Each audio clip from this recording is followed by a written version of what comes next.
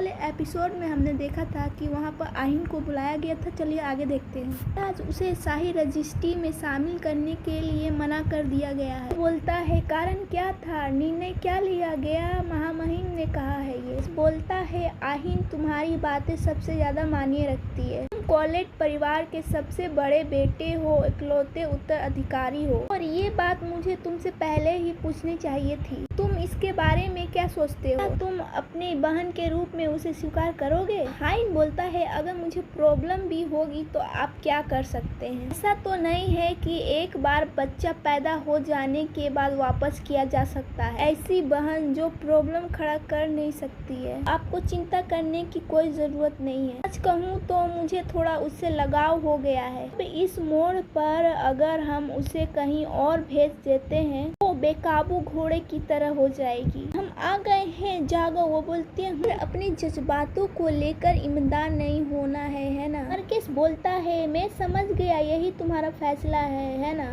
बोलते हैं सम्राट महामहिम यहाँ आ गए हैं। रियल बोलती है अब तो मामला सुलझ जाना चाहिए, भाई को शांति मिल जानी चाहिए। किसका भाई बोलता है अरे वाह, हमेशा की तरह कितनी प्यारी है, इसे खाओ एरियल। वो बोलती है वाह कितना स्वादिष्ट है। तो फिर से एक्स्ट्रा केक वाला क्रीम आपको कैसा लग रहा है? और ये देखो एक अखरोट की पाई भी है। आहिन बोलता है पिताजी जल्दी करो। बोलता किस बोलता है भाई बोलता है बहुत शोर हो रहा है, मैं अभी बिजी हूँ, जो भी बात करना है बाद में करना। किस बोलता है बिजी किस चीज का? ठीक है तुम आहिन से कुछ पूछने वाले नहीं थे? अरे हाँ सही कहा, लेकिन आहिन तो यहाँ है ही नहीं। मैंने कहा था जब वो होगा तब बात होगी। आहिन बोलता है मैं तो यही था पूरे समय महाराज। वो बोलता है कब से? शुरू से ही। लेकिन मार्केस का भाई बोलता है जब मैं इसके बारे में सोचता हूँ कि आप यहीं थे। बोलती है यंग लेडी चलो थोड़ा बाहर ताजी हवा लेते हैं। रियल बोलती है क्यों? वो बोलती है बड़े लोग को कुछ बातें करनी है, कहीं और घूमने आओ।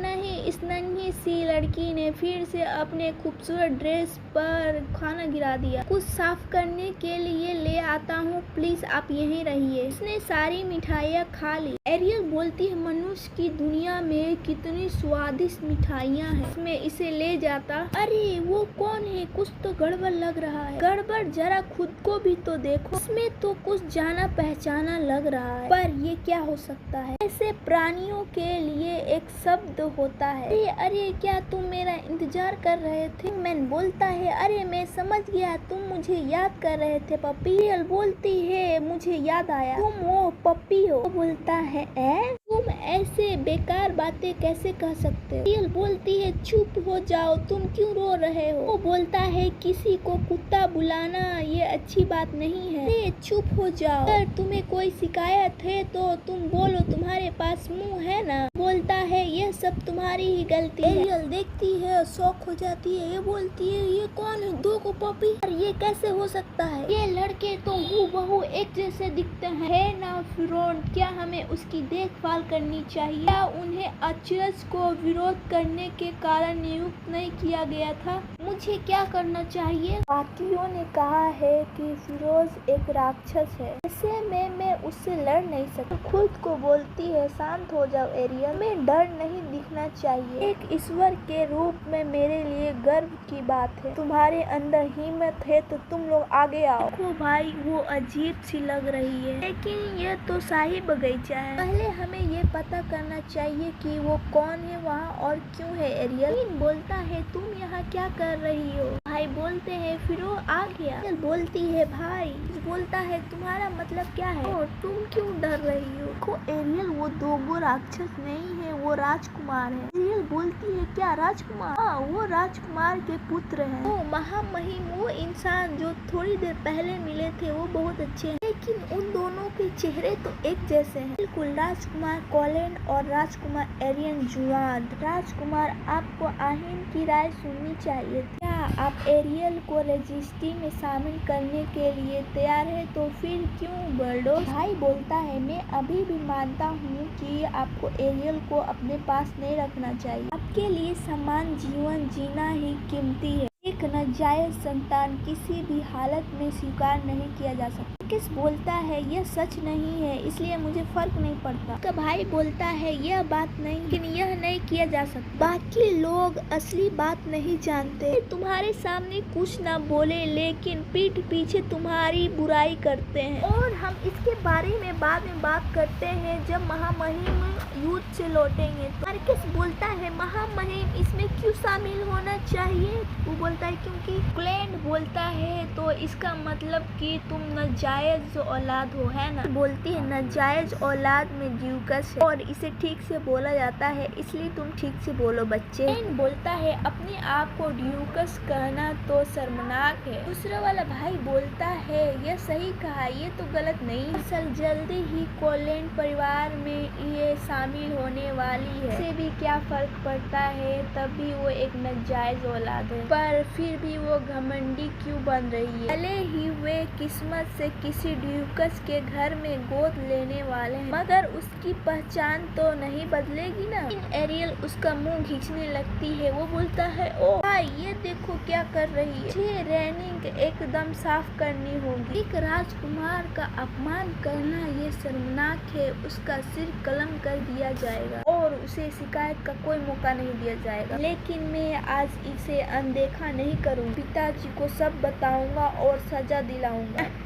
तुम डर के मारे सीधे हो जाओगे। रियल बोलती है क्या पिताजी? वो बोलता है बहाना मत बनाओ, मैं अपने पिताजी को सब कुछ बता दूंगी। रियल बोलती है ओ मेरा भी पिताजी है और बात बस इतनी सी है, मेरे पिताजी भी हैं। पीछे वाला भाई बोलता है तुम्हारे पिताजी तो ड्यूकस है ना, और मेरे पिता उसके सम्राट हैं। पिताजी आप बिल्कुल सही समय पे आए हैं। जरा ये देखिए उसने एक राजकुमार को पप्पी कहा और उसकी हिम्मत कैसे हुई, उसे तुरंत सजा दीजिए। बोलती है तुमने भी तो बहुत कुछ किया, कुछ नहीं, अब वो अनजान बनने का नाटक नहीं कर सकता, अब उसका खेल खत्म हो गया। कुमार बोलता है तुमने मेरे पुत्र को पप्पी कहा, मुझे समझ में आया, हमेशा लगता था कि मेरे बेटे मुझे किसी की याद दिलाते हैं और उसे पप्पी कहा जाता है, ये एकदम बढ़िया है और ये कितना प्यारा नाम है। हाइन बोलता है पिताजी कुछ बात ठीक नहीं लग रही है। एक बात है कि आप एरियल को राजकुमारी के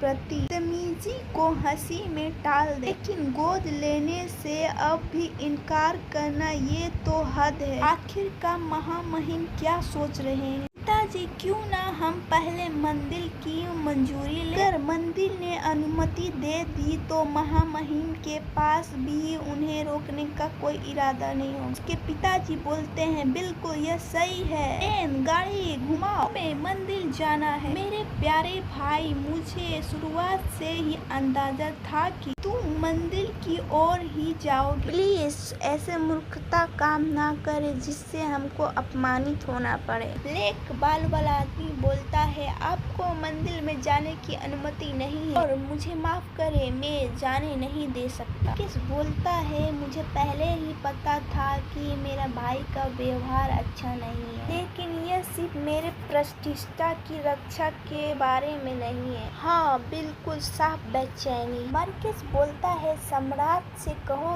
कि मैं अपनी जिम्मेदारी खुद निभाऊंगा, उन्हें मेरी चिंता करने की कोई जरूरत नहीं। वो लोग बोलते हैं मैं आपसे क्षमा चाहता हूँ महाराज, लेकिन आप लोग अंदर नहीं जा सकते, भले ही आप गार्ड ड्यूकस है लेकिन आप आगे नहीं जा। वो बोलता है तुम्हारी कैसी हिम्मत हुई मुझे रोकने। एरियल बोलती है ये कैसा एहसास है, घिनौना लग रहा है, एक बेहद एहसास करने वाली आभा। फिर एरियल उठती है, फिर वहाँ से निकलती है और आगे बढ़ती है। राउंड बाल वाला आदमी बोलता है ये मतलब नहीं था महाराज। एरियल बोलती है मैं इसे पहचानती हूँ, वैसे मैं कैसे चुप हो सकती हूँ, मुझे गद्दार की ओर नाप रहे हैं। वो लोग बोलते हैं हमारा मतलब यह नहीं है, मुझे ये घिनौना एहसास याद आ गया, तरह की आभा तो सिर्फ एक व्यक्ति में ही हो सकती है। अंडेर बोलती है ओ माय क्या हैरान करने वाली बात। एरियल बोलती है, ओ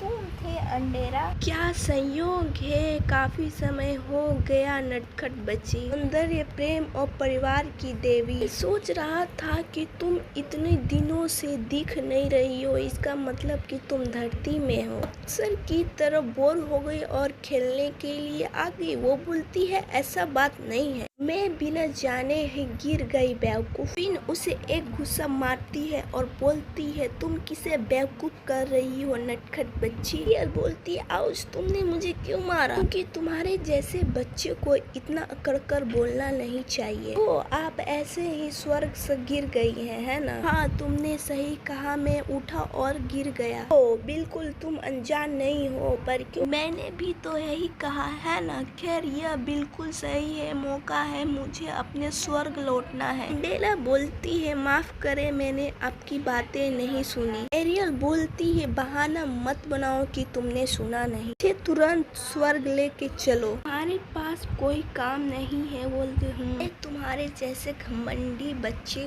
को नहीं ले जा सकती, जरा भी प्यारी नहीं हो। एरियल बोलती है, क्या? वो बोलती है, क्या किसी से मदद मांगने का तरीका यही है? जरा रुको, क्या मदद? बिल्कुल सही, तुम्हें मदद मांगनी पड़ेगी। हाँ, सही कहा, ठीक वैसे ही जैसे इंसान भगवान के आगे प्रार्थना करते हैं। फिर मैं सोचता हूँ कि तुम्हारे जैसे बिना भक्त वाले देवी को कैसे समझ में आएगा। तुम मदद मांगते हो और बिंतु करते हो। वो बोलती है, ये तो